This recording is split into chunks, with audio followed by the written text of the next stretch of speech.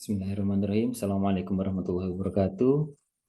Mahasiswa sekalian, dalam kesempatan kali ini kita akan melaksanakan kuliah penyakit autoimun yang merupakan salah satu dari blok hematoimun ya. Baik.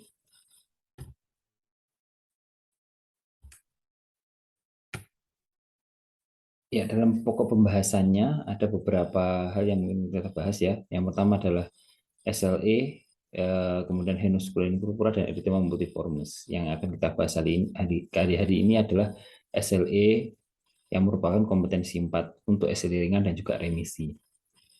Nah, bagaimana kita bisa mengetahui itu dia ringan atau remisi sedangkan kita belum mengetahui diagnosis dan bagaimana gejala klinisnya. Oleh karena itu kita akan bahas saat ini ya bahwa SLE merupakan sindroma dari beberapa penyebab yang sebenarnya tidak diketahui ya penyebabnya ya, non etiologi yang sebagian besar mengenai pada wanita usia muda dan beberapa organ yang terinfus ya yang terkena. Nah, biasanya ada fase di mana fase dia itu remisi dan juga eksaserbasi. Pada kondisi eksaserbasi gejala klinis muncul banyak, sedangkan pada remisi tidak ada gejala seperti pada umumnya. Ya, dengan manajemen yang bagus, maka survival rate-nya lebih daripada 90% ya. Nah, penyebabnya apa ya? Ada faktor genetik ya, di mana faktor genetik ini memegang peran penting dari saudara orang tua ya, atau mungkin kakek atau neneknya ya, yang mana memiliki kemungkinan memiliki lupus pada keturunannya ya. Kedua adalah faktor lingkungan ya, di mana faktor lingkungan seperti sinar UV terutama adalah sinar UVB ya, dan memang tidak diketahui secara pasti bahwa sinar UV itu bisa menyebabkan, tetapi dia akan memicu terjadinya lupus itu sendiri. Nah, kemudian ada juga beberapa obat-obatan ya, yaitu hidralazin, prokainamid, beta blocker, isoniazid, penisilamin dapat menginjus lupus. Ya. Nah, yang ketiga adalah alergi ya. Tidak ada faktor tertentu ya atau tidak ada bukti khusus ya, tetapi mungkinkah alergi jadi merupakan tanda tanya besar di sini ya. Kemudian yang keempat adalah infeksi. Nah, infeksi sendiri itu melalui proses molekular mimikri ya dari antigen eksternal dengan self antigen ya, sehingga menyebabkan terjadinya aktivasi dari sel T dan sel B. Nah, yang biasanya saat ini diketahui adalah pada Epstein-Barr virus dan juga cytomegalovirus dan virus-virus yang lain ya. Nah, selanjutnya adalah sex hormones ya. Jadi ada kaitannya bahwa female itu lebih besar daripada male kejadiannya ya, 9:1. Dan memang rata-rata itu pada usia-usia reproduksi, usia reproduktif ya. Sebagian besar memang terjadi pada wanita. Kemudian terjadi gangguan daripada imun sistem, di mana terjadi hiperaktiviti daripada sel T dan sel B. Setelah dilihat ternyata terjadi peningkatan daripada molekular surface expressions ya. Jadi ada aktivasi daripada sel T dan sel B dan juga produksi yang tinggi daripada interleukin, dan interleukin yang tersebut adalah interleukin 6 dan 10. Dan adanya defektif regulatory mekanisme yang mana dia harus mengontrol terhadap sel-sel peradangan dan juga interleukin ini terjadi defek atau gangguan ya. Nah, adanya autoantibody ya terhadap DNA atau RNA dan juga sel nukleus antigens yang lain ya. Kemudian terjadi siklus circulating immune complex yang mungkin bisa terjadi pada ginjal, liver, kulit, otak, paru dan juga jaring-jaring lainnya yang mana akan menyebabkan terjadinya kerusakan yang secara pasti akan menyebabkan pasien dengan lupus ini mengalami gejala sistemik. Ini adalah patofisiologi atau patogenesis terjadinya SLE ya. Adanya faktor sinar UV yang mengenai kulit ya, kemudian adanya self antigen ini akan menginjus, ada infeksi dan juga eksternal antigen akan menginjus terhadap sel T dan mana akan menginjus APC bagi infeksi dan eksternal antigen. Nah, antigen presenting cell itu akan menginjus sel T untuk kemudian mengaktifasi daripada sel B. Nah, sel T dan sel B inilah yang berfungsi untuk menghasilkan antibodi di mana akan terjadi imun kompleks dan juga akan menyerang terhadap target jaringan. Ya. Dan juga ada faktor-faktor yang di mana adanya defektif daripada imun kompleks clearance ya. Ini yang harusnya menyetop ya terjadinya imun kompleks yang berlebihan, tapi fungsinya terjadi gangguan. Gejalanya apa aja ya? Sangat luas dan sangat macam-macam ya. Kalau misalkan seperti halnya pada gejala ini bisa di head to toe symptoms ya. Nah, gejala yang paling sering dan paling mungkin sering ditemui adalah gejala general, yaitu fatigue, fever, and weight loss. Jadi lemes, kemudian panas, dan juga penurunan berat badan ya. Dan fever ini sekitar 50-86% ya. Kemudian tidak memiliki kurva yang khusus ya, yang karakteristiknya tidak khas. Nah, ini sehingga sulit untuk dibedakan dengan SLE dan yang lain-lain atau infeksi yang lain ya. Kemudian yang kedua fatigue atau lemes ya. Pasien sering mengeluhkan badan lemes, mudah capek seperti itu ya. Nah, gejala yang lain adalah Raynaud fenomena, di mana terjadi trifasic reaction ya, jadi pada ujung-ujung jari oleh karena adanya perubahan suhu atau emosi. Nah, biasanya terjadi perubahan dari warna merah kemudian warna pucat atau kebiruan. Jadi misalkan tangan itu ujung jari pasien kita masukkan ke dalam air dingin, maka dia akan berubah menjadi putih ya warnanya, ujung-ujung jarinya ya. Nah, keterkaitan dengan kulit hampir 89% daripada pasien SLE ya. Gejalanya apa aja? Macam-macam, sangat banyak ya. Seperti di bawah ini ya, butterfly rash, maculopapular eruptions, discoid lupus, relapsing nodular non-suppurative panniculitis, vasculitis skin lesions, livedo reticularis, purpuric lesions, alopecia, dan juga oral ulcers. Nah, ini adalah contoh dari malares ya. Jadi bentuknya seperti kupu-kupu pada daerah pipi ya, kanan dan kiri, sifatnya simetris. Nah, juga mungkin agak menyilang di antara hidung ya. Nah, ini adalah maculopapular eruption. Jadi bentuknya makula kemerahan, kemudian papel ya menonjol, kemudian eruption. Jadi di seluruh wajah ya. Nah, ini adalah discoid lupus ya. Ini merah dengan dasar merah, kemudian terjadi penonjolan ya. Ada scaling patch, jadi seperti kerokan atau ada squamanya gitu di antara kulitnya. Nah, ini adalah vaskulitis ya, tanda-tanda adanya radang di pembuluh darah kecil ya terjadi pada ujung-ujung jari. Awalnya gejala mungkin kemerahan, kemudian nyeri, nah kemudian bisa terjadi nekrosis atau kerusakan seperti ini. Alopecia ya ini ada kerontokan. Nah, bagaimana membedakan kerontokan dengan yang lain? Bahwa pada kondisi lupus, alopecianya dia bersifat patologis, jadi tidak rontok tidak sewajarnya. Jadi misalnya belum nyisir aja udah rontok banyak ya, misalnya kita rambut dibasahi kemudian kita sapu pakai tangan, ini dia sudah banyak di jari-jari ya. Nah, oral ulcer adalah tanda khas ya, jadi ada semacam sariawan tetapi tidak nyeri ya, dan kita biasanya sih agak sulit menemui kecuali pada saat pemeriksaan ya. Ini pasien tidak mengeluh apa-apa karena biasanya tidak nyeri.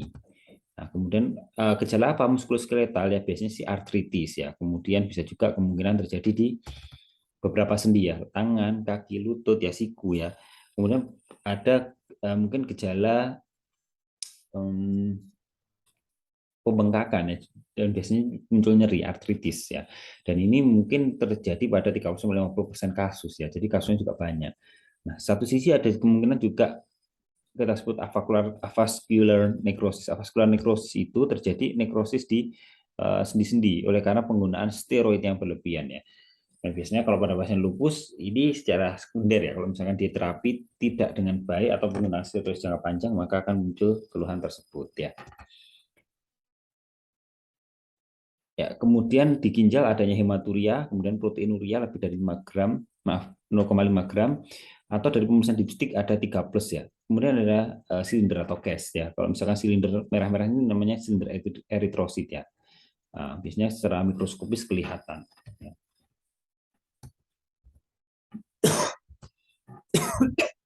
Nah, itu juga mengenai syaraf pusat ya. Biasanya menyebabkan gangguan syaraf, kemudian terjadi gangguan psikiatrik. Kalau misalkan pasien ini terjadi biasanya pada 2-3 kasus daripada lupus ya. Bisa menyebabkan seizures, nerve paralysis ya, depresi yang berat dan juga psikosis. Kadang gejala neurotik yang lebih dominan, kadang juga gejala psikotik yang bisa juga dominan ya. Kemudian spinal cord jarang ya, tetapi bisa juga terjadi pada gangguan pembuluh darah atau vaskulitis yang mengenai sumsum tulang belakang. Nah, pada kondisi tertentu di mana terjadi penurunan kesadaran yang sifatnya mendadak, akut atau insidious ya, kita harus berpikir kemungkinan terjadinya lupus cerebral atau lupus di saluran di saraf pusat. Ya. Kemudian gangguan di hematologi apa ya? Jadi selain mengenai kulit, kemudian syaraf ya, kemudian sistem muskuloskeletal ya, ini juga ada juga kemungkinan terjadi gangguan di hematologi ya. Apa yang terjadi pada sel darah merahnya? Terjadi anemia non-hemoglobin non-hemosidrik ya. Bisa juga karena inflamasi yang kronis atau mungkin karena perdarahan. Nah, bisa juga pada kondisi tertentu terjadi hemolitik anemia. Jadi anemianya bisa terjadi eh, sangat bervariasi ya. Bisa terjadi hemolitik anemia di mana disebutkan bahwa hemolitik anemia ditandai dengan adanya kumstes yang positif ya. Dan juga ada beberapa penyebab yang lain ya. Kalau trombosit bagaimana? Terjadi trombositopenia di mana nilainya kurang daripada 100.000 dan dimediasi oleh adanya antiplatelet antibodi ya. Sel darah putih juga gitu ya. Leukopenia kurang daripada 4.000, bisa juga karena perdarahan ya, bisa juga karena penghancuran daripada sel darah putih oleh karena autoantibodi ya. Dan juga harus dipikirkan juga bahwa obat-obatan DSLE itu juga gejalanya adalah menurunkan leukosit atau leukopenia karena imunosupresif effect. Nah, gejala paru apa? Pleurisi ya. Jadi gejalanya adalah gangguan di sekitar pleura. Nah, biasanya seperti halnya pleural effusions ya. Kemudian bisa terjadi juga efusi pleura dan penumpukan cairan ya, atau pleurisi yang terjadi di jaringan sekitar paru. Ya. Kalau di paru sendiri ya, di jaringan parunya terjadi akut lupus pneumonitis ya, gejala demam, seni, batuk ya, kemudian sputum berwarna kuning ya, kuning kehijauan, hemoptisis, kaki penuh dan juga pleuritic chest pain ya. Kemudian terjadi hemoragi perdarahan paru ya, kemudian interstitial lung disease ya, atau yang sifat kronis ya. Memang diagnosa harus dipastikan bahwa tidak ada penyebab yang lain seperti pneumonia, virus, TBC dan juga bakteri-bakteri serta jamur yang bisa menyebabkan keluhan yang sama ya, harus dieksklud terlebih dahulu ya. Nah, ini adalah gambaran interstitial lung disease pada paru ya. Kalau dilihat mungkin gambarnya sekitar adanya pecah-pecah pada daerah paru kanan dan kiri, ground glass appearance. Tapi kalau misalkan dilakukan CT scan toraks itu didapatkan adanya interstitial lung disease ya. Tapi harus singkirkan penggunaan infeksi terlebih dahulu. Ya, gejala paru sudah, kemudian kita ke gejala jantung ya. Apa gejala jantung? Mulai dari luar terjadi perikarditis ya, paling sering ya, kemudian bisa terjadi miokarditis, kemudian Liman-Sachs endokarditis dan juga hypertensis ya. Ini yang gejala yang sering terjadi pada pasien dengan lupus. Nah, perikarditis bisa dilihat ya bahwa jantungnya membesar, bahwa sebenarnya bukan kondisi jantung yang membesar, jantungnya ukuran ini ya, seukuran kecil, kemudian kebetulan terjadi perikarditis, adanya cairan di perikardium, maka gambaran jantungnya seperti ini ya. Di ronsen nama khasnya adalah bottleneck, ya, khas pada perikarditis. Nah, gejala GI tract apa? Esophagitis, dysphagia, nausea, vomiting ya. Kemudian chronic intensive obstructions, misalnya vasculitis, dan protein losing enteropathy. Jadi gangguan di saluran cerna, bisa juga terjadi pankreatis dan lupus hepatitis ya. Di mata ya jarang ya, walaupun mungkin bisa terjadi kemungkinan di gangguan retina. Ya, kemungkinan bisa jadi karena pengobatan itu sendiri ya. Jadi bisa disebabkan kloroquine atau hidroksikloroquine yang memiliki efek samping ke mata. Ada juga di vein thrombosis ya, jadi ada sumbatan di vena dalam. Nah, ini adalah tanda-tanda di vein thrombosis, ada kemerahan, bengkak, nyeri ya, dibandingkan dengan paha yang sebelah kanan ya, yang normal ya. Terjadi perbedaan dari bentuk, ukuran, warna, suhu ya, setelah pemeriksaan ditemukan di vein thrombosis ya. Nah, ini adalah pemeriksaan laboratorium ya, kita bisa memeriksakan anates, dsDNA ya, kemudian antibodi ekstraseluler nuklear antigen ya, jadi ENA, anti-Smith, anti-Ro, kemudian anti-Joan juga bisa diperiksakan. Antibodi di sitoplasma yaitu anti SSA dan anti SSP. Ya, kemudian sel spesifik antibodi kita bisa periksakan, kemudian antibodi ke two serum komponen ya, anti fosfolipid ya. Kemudian antikoagulan dan antiglobulin. atau remote faktor ya. Inilah pemeriksaan anates ya. Ini untuk memeriksa kemungkinan terjadi lupus eritematosus ya. Jadi biasanya di sini kita bisa memeriksakan untuk anates karena dia tidak bersifat spesifik tapi dia bersifat sensitif, maka anates digunakan sebagai screening test untuk mengetahui gangguan autoimun, salah satunya dari SLE. Nah, kemudian kidney biopsy ya, ini untuk memastikan bahwa terjadi kelainan atau kerusakan pada ginjal ya pada pasien dengan SLE. Ada klasifikasinya ya. Ada 1, 2, 2B, 3, 4 dan juga 5 pada kondisi lupus nefritis atau lupus yang mengenai ginjal. Nah, ini adalah kelas-kelasnya ya. Nanti bisa dibaca sendiri ya. Ada 1 sampai 5 berdasarkan hasil biopsi ginjal. Nah, bagaimana kita mengakses ya pasien itu jatuh kondisi akut atau eksaserbasi atau bahkan dia remisi ya atau chronicity ya. Cellular aktif indikatornya adalah cellular proliferation necrosis, cardiac cellular crescent, wide loops, silent thrombosis ya. Kalau kronik ya glomerular sclerosis, fibrosis crescent, interstitial fibrosis dan tubular atrofi ini pada gangguan ginjal. Nah, bagaimana kita mendiagnosisnya?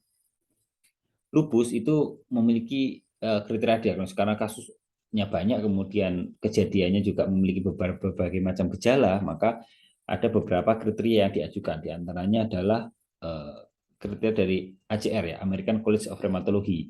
Ada 11 kriteria, di mana 4 diantaranya positif, maka dia kemungkinan besar terjadi lupus.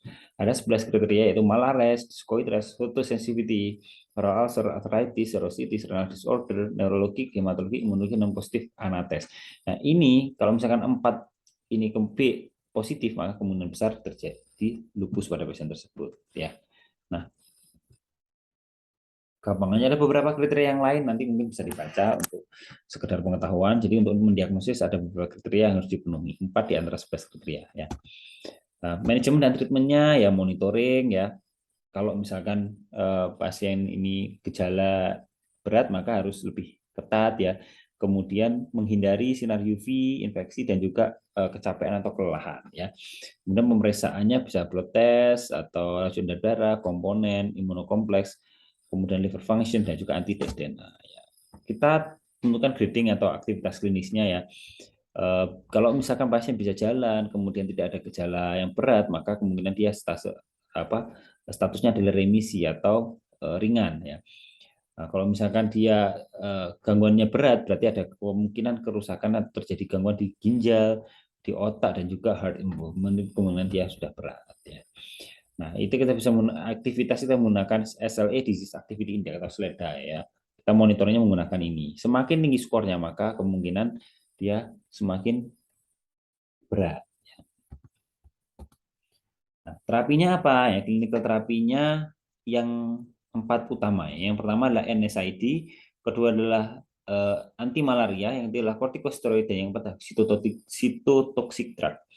Nah, bagaimana mentreat ini is kind of art ya. Jadi tidak ada pengobatan atau pemberian obat yang pakem ya, tapi dari ini kita bisa modifikasi berdasarkan pada kondisi pasien dan juga aktivitas lupusnya.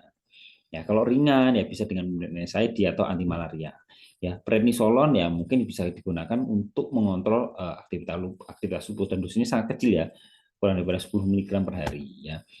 Nah, ini kita misalkan kondisi tertentu, misalkan artritis, pleuritis, maka gunakan dosis yang tinggi dulu ya, 20-30 mg per hari, kemudian diturunkan bertahap. Ya. Kalau hemolitik anemia dan trombositopenia, gangguan hematologik, maka dosisnya akan semakin lebih tinggi lagi ya. Kalau nefritis juga dosisnya 1 mg per kilo per hari ya, sekitar 1 bulan, 1 minggu, maaf 1 bulan ya. Kalau neuropsikiatrik maka kemungkinan dosisnya juga lebih tinggi atau pemberian steroid intravena. Nah, terapi yang lain apa? Plasma exchange, IVIG, stem cell, dan juga imunoterapi masih dalam tahap pengembangan dan penelitian. Ya. Kemudian SLA dan pregnancy ya, kalau misalkan dia mau hamil boleh ya, tetapi harus dimungkinkan dia bawa lebih daripada 1 tahun dalam kondisi stabil ya. Kemudian steroidnya dalam dosis rendah ya, kurang dari 10 mg per hari, kurang dari 2 tablet per hari. Kemudian tidak mengkonsumsi yang sitotoksik ya. Jadi sekitar kurang lebih 6 bulan ya. Kalau misalkan ingin memiliki baby. Ya, saya kira cukup kuliah pada waktu ini ya. Nanti kita akan ketemu lagi di kuliah HI yang lain. Terima kasih. Mohon maaf ada kurang lebihnya. Terima kasih atas kepercayaannya. Wassalamualaikum warahmatullahi wabarakatuh.